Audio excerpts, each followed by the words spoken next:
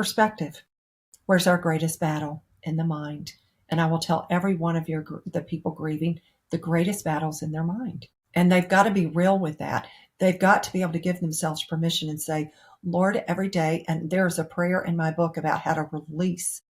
Because what happened is the Father started speaking in Jesus a prayer over me to release the pain, the sorrow, and to renew the synapses in my brain so that it was not coming from a place of trauma, to actually release all of the trauma from my amygdala, which is where we have stored trauma.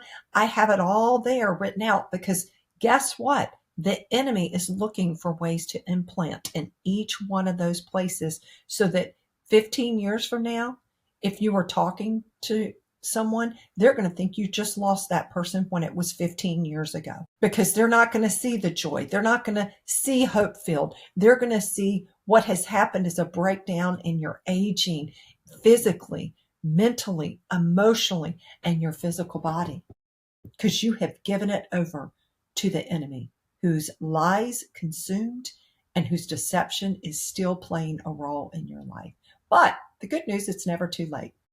See, the Lord can turn all things around. That's the great news always. He can always turn it around, always. So it could have been 15, 20 years, but here's the reality. For that mom, that dad, that person, that sibling, that person on the other end, it is never too late. Let him be the renewer of your strength. Let him be the renewer of your peace. Let him be your peace. Let him be the one who you stay steadfast in, believing the truth of what he says and not the lies that are told to you. So good. So good.